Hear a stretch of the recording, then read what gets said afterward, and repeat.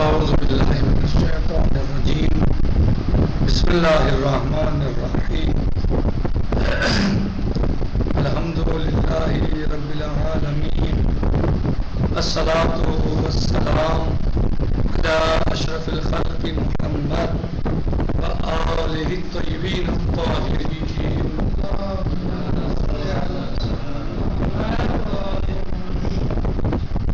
آج اس آیت شریفہ کے بارے میں جو سورہ حجرات کی آیت نمبر 7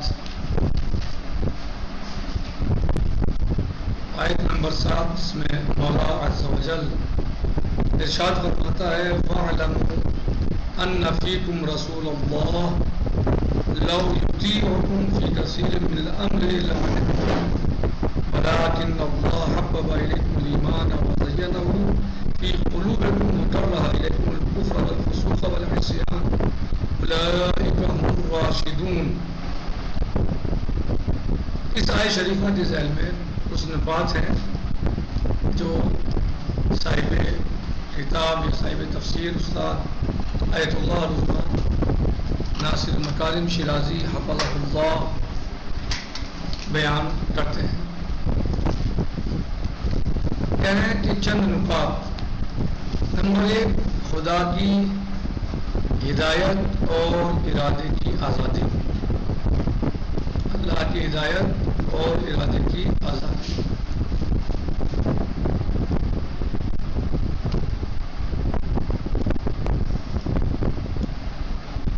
اوپر والی آیات اسلام کے نقطۂ نظر سے جبر و اختیار اور ہدایت و اضلال کے بارے میں ایک واضح تصویر پیش کرتی ہے، کیونکہ یہ اس نقطے کو بخوبی واضح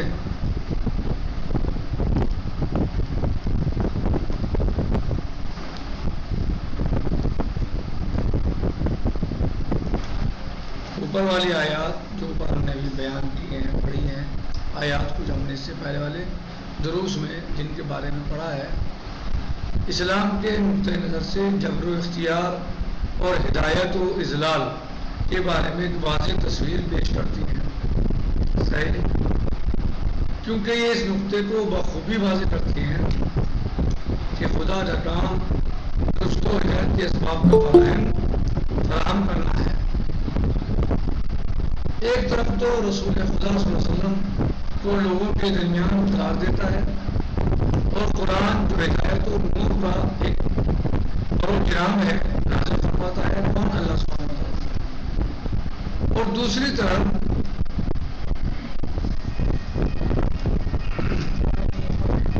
السلام علیکم کہہ رہے ہیں کہ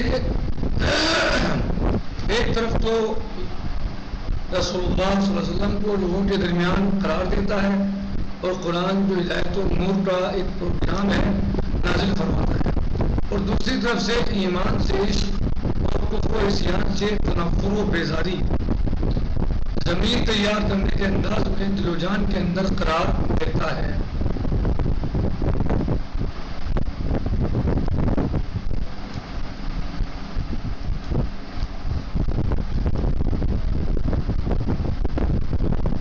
جی، لیکن انجام کار آزادی ارادہ و اختیار خود انہیں کے سپرد کرتے ہوئے ان کی ذمہ داریوں کو اس سلسلے میں شریعت کے طور پر نافذ کرتا ہے. یعنی اس سے ارادہ اور اختیار سلب نہیں ہوتا. اگر اللہ سبحانہ وتعالیٰ یہ فرما رہا ہے کہ ہدایت مثلا یا رشد اس کے اسباب ہم فراہم کرتے ہیں یا ہمارے اختیار میں ہے، مثلا بہت ساری مقامات پر آیا ہے کہ اللہ تعالیٰ کا ہدایت مثلا ہم کرتے ہیں یا ہماری ذمہ داری ہے. بسم اللہ الرحمن الرحیم انا علینا للہدی وإن لنا للآخرۃ والأولى. مثلا اس کے علاوہ اور بہت آیات ہیں انشاءاللہ صراط مستقیم، بہت ساری آیات ہیں اس طرح کی. تو اس کا مطلب یہ نہیں ہے کہ اللہ کسی سے اختیار کو سلب کر رہا ہے کہ اب یعنی اللہ ہدایت کرنا ہے، اس کا مطلب یہ بندہ کو ہدایت یعنی بس بندہ کوئی رول کوئی کردار نہیں رہا بلکہ سب کچھ اللہ ہی کر رہا ہے. نہیں، بلکہ وہ اسباب مہیا فرماتا ہے اور اس سے وہ لوگوں کے اختیار کو ختم نہیں کرتا بلکہ لیکن انجام کار آزادی ارادہ و اختیار خود انہیں کے سپرد کرتے ہوئے ان کی ذمہ داریوں کو اس سلسلے میں شریعت کے طور پر نافذ کرتا ہے. اوپر والی آیات کے مطابق ایمان کے ساتھ عشق اور کفر سے نفرت بغیر کسی استثناء کے تمام انسانوں کے دل میں موجود ہے. یعنی ایمان سے محبت اور کفر سے نفرت یہ بغیر کسی اس کے استثناء کے انڈیا نہیں ایسا نہیں بلکہ سب کے یہاں ہے.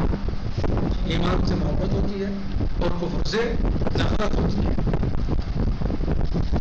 بھلے بغیر کسی استثناء کے تمام انسانوں کے دل میں موجود ہے اور اگر کچھ لوگوں میں یہ سلسلہ موجود نہیں ہے تو وہ غلط قسم کی تربیتوں اور خود انہیں کے اعمال کی وجہ سے ہے. یعنی اگر بعض لوگوں کی یہاں چیز نہیں بھی دیکھنے میں مل رہی ہے تو ان کی تربیت کا اثر ہے. تو ان کی تربیت کرنے والے افراد تھے انہوں نے ان کی تربیت غلط کی ہے, تربیت صحیح نہیں کی ہے.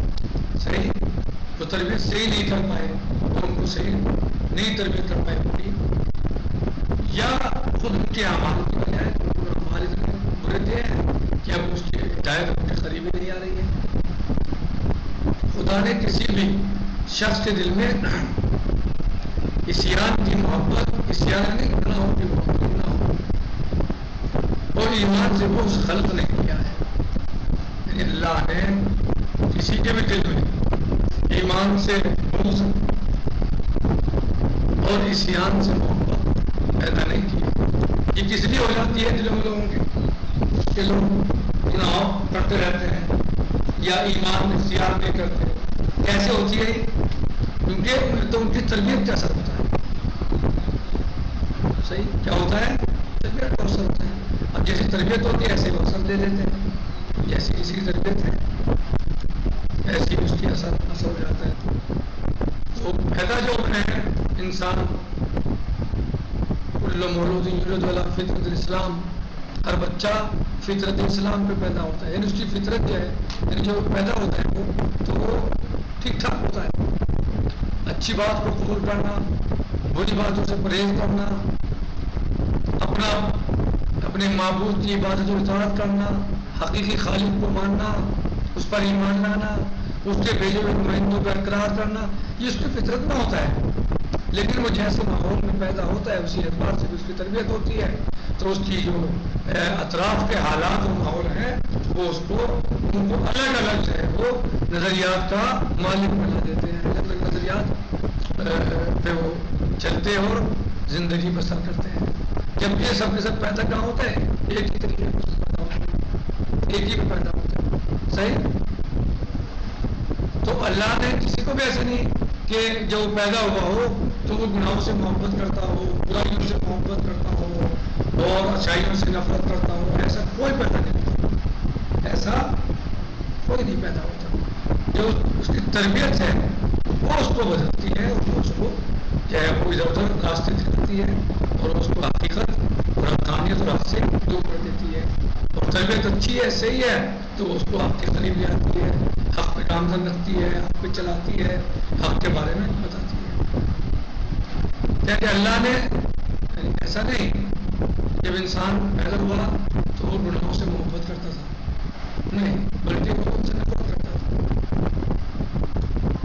اللہ نے کسی بھی شخص کے دل میں عصیان کی محبت اور ایمان سے بغض خلق نہیں کیا ہے, بلکہ سب کے سب کو ایمان سے محبت ہے اور عصیان سے بغض ہے. یعنی عصیان گناہ, اللہ کی مخالفت, اللہ کی معصیت, ان سب سے چاہے پرہیز کرتا ہے انسان. لیکن اپنے کو اپنے تربیت کے اعتبار سے اس پر گامزن ہو جاتا ہے, اس پر چلتا ہے, عمل کرتا ہے جیسی اس کی تربیت ہوتی ہے. نمبر 2, رہبری اور اطاعت. پڑھیے شخص یہ آیات ایک بار پھر اس بات کی تاکید کرتی ہے کہ خدائی رہبر کا وجود اپنی معیت کی نشوونما اور رشد و ہدایت کے لیے لازمی و ضروری ہے, اس شرط کے ساتھ کہ وہ مطاع ہوں نہ کہ اپنے پیروکاروں کا مطیع. اس کے فرمان کو سر آنکھوں پر رکھیں، نہ یہ کہ اس پر اپنے محدود مقاصد و افکار کے لیے دباؤ ڈالیں. ہاں، یہ آیات ایک بار پھر اس بات کی تاکید کرتی ہے جو آیات جن کے بارے میں ہماری گفتگو چل رہی ہے اور جن کی ہم تفسیر پڑھ رہے ہیں.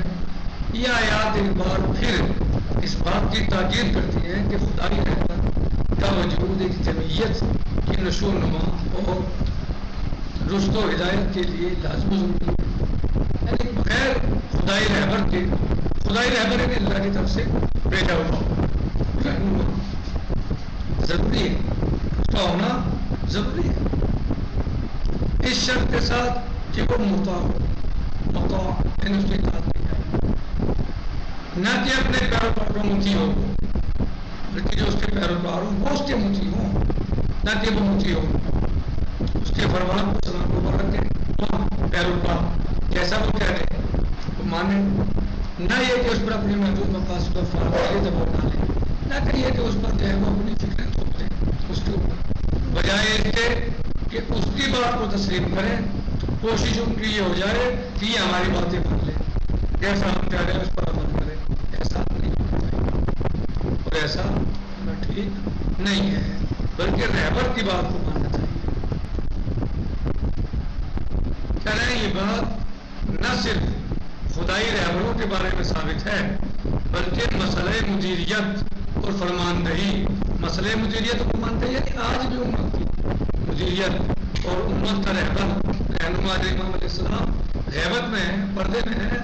آج بھی تو امت کو ظاہری کوئی رہبر رہنما چاہیے کہ جو امام کے بجائے فرامین پر چلے، امام کے بجائے فرامین کے ذریعے ہم کو راہ راست پر باقی رکھ سکے، ہماری ہدایت کر سکے، ہمیں جو ہے وہ سیدھے راستے پر چلا سکے.